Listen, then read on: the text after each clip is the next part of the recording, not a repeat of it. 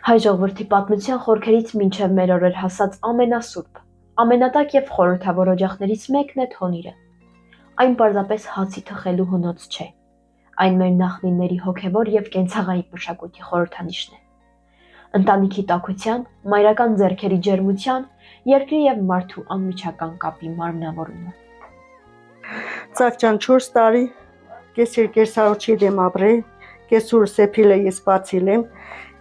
և պաժնվա եկ այսի տնիրը ես ինձով սորվա ծաղկան,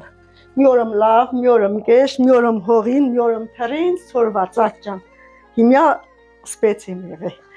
լավ, պիեսցիմ, կեղական բան ծաղկան,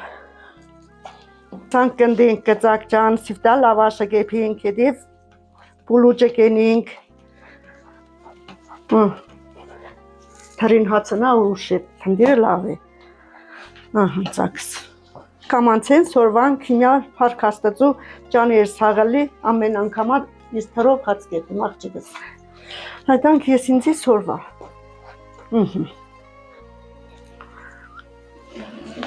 ես դիր կնդեմ գը, տանիմ գը, հարսս պանագը, ես զայնիմ գը ծաղկան, Հանի կերտանք թնդել դունը ծաղկան տեսնիս կա, ինչը կեփինք, մորը պատրաստում ենք աղը, տրոշը, եկել ջուրը, շաղվենք կլավ, թնենք կը, թթվի կը ինքը, թնդիրը կվարինք, հացը կզայնենք, աթարով, Հայկական թոնիրը մեր ժողովրդի ամենահին գյուտերից է։ Այն գոյություն ունի դեռևս մեր թվարկությունից առաջ երկրորդ հազարամյակից։ Թոնիրը ոչ միայն հացի, այլև ընտանիքի հոգևոր միասնության խորհրդանիշն է։ Նախկինում գյուղերում թոնիրը փորվում էր տան ներսում, հատկապես ձմռանը ընտանիքը տաքացնելու համար։ Երբ հաց էին թխում, երեխաները հավաքվում էին շուրջը, լսելու տատիկի հեքիաթները, իսկ տատիկը միշտ ասում էր. «Թոնրի հացի հոտը Աստծու օրհնանքն է»։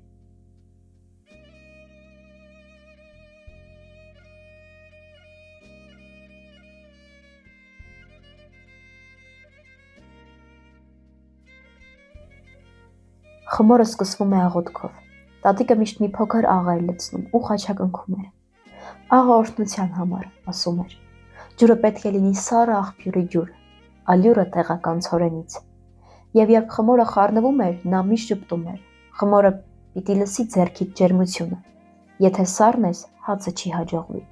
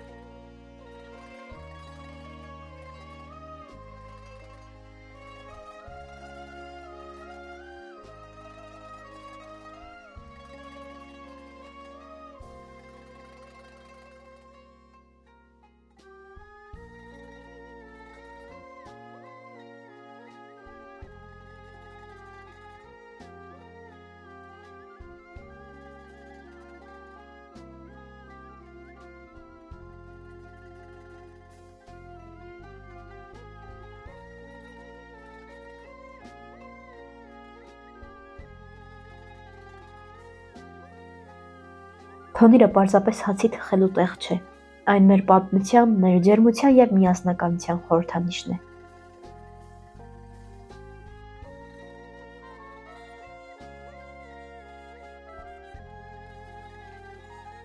Թոնիրը փորում էին հենց հողում, կիսով չափ գետնի մեջ, որպեսզի հողը պահի ջերմությունը և չկորցնի կրակի շունչը։ Այդ պատճառով էլ թոնրի խորհրդանշում էր մարդու և բնության ներդաշնակությունը։ Թոնրի կրակը գալիս էր երկրից, իսկ դրա բույրը բարձրանում էր երկրին։ Սա խորհրդանշում էր այն հավերժական կապը, որը հայերը միշտ տեսել են երկնքի և հողի միջև։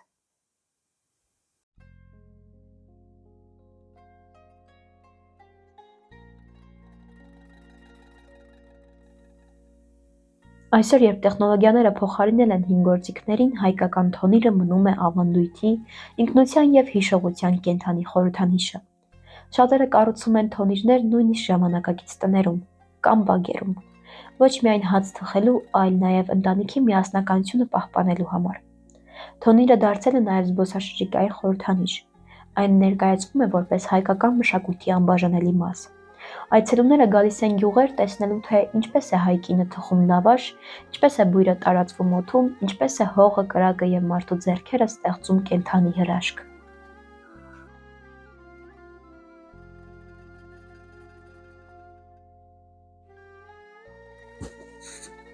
Լավաշը հայ կնոջ ձեռքերից ծնվող հրաշք է։ Խմորը շոյվում է, ձգվում է այնպես, որ գրեթե թափանցիկ է դառնում, և երբ այն փակցվում է թոնրի պատին, բոցը նրան փափկեցնում է, շնչավորում ու վերածում ոսկեգույն հրաշքի։ Լավաշը միայն սնունդ չէ, այն կյանքի խորհրդանիշ է, սրբություն ու հարատևություն։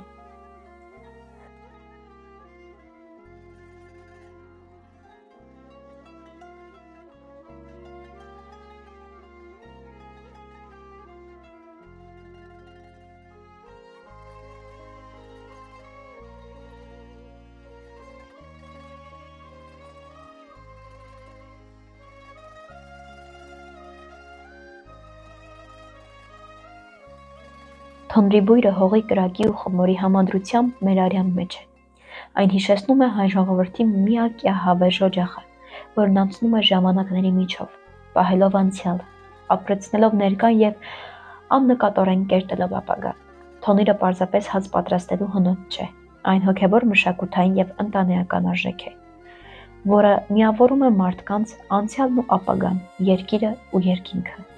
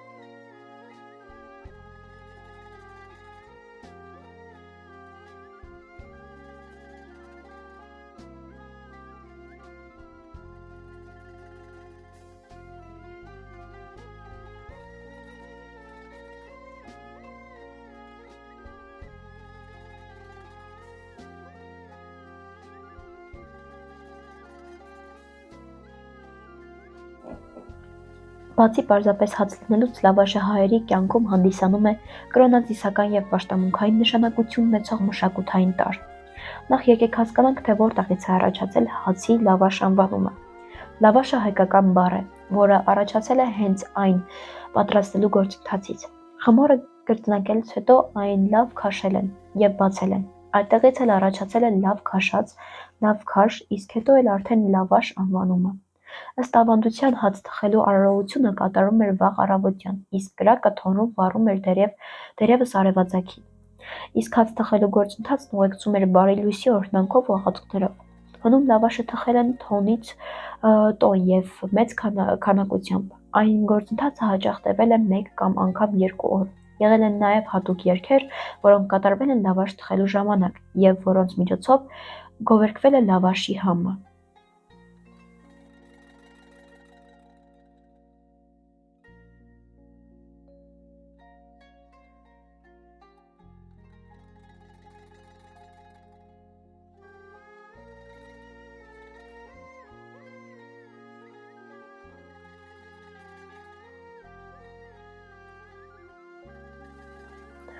Ավանդական կենցաղում հաց թխելը խմբային գործընթաց էր, եւ անձը միայնակ չէր կարող հաց թխել։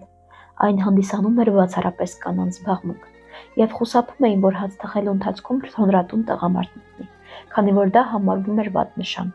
Այս խմբային գործում բոլորի դերերը բաշխված էին, ամեն մարդ ուներ իր գործը, մեկը խմորն էր պատրաստում, մյուսը գրտնակում էր, մյուսը, ով ամենափորձառուն էր, այն խփում էր թոնրի շուրթին։ Ոչ փորձառուները հիմնականում փոխանցում էին խմորը գնդերը եւ այդ ընթացքում էլ սովորում ավելի փորձառուներից։ Հացի թխման արարողությունն ուներ 7 խորհուրդ՝ ցորենը, աղալը, ալյուր մաղելը, խմոր պատրաստելը, աղ լցնելը, գնդերը բաժանելը, թխելը եւ շարելը։ Թոնրից հանած առաջին հացն ուղարկում էին հիվանդին, որպեսզի նա ուտեր, ապաքինվեր եւ նաեւ ուժ ստանար։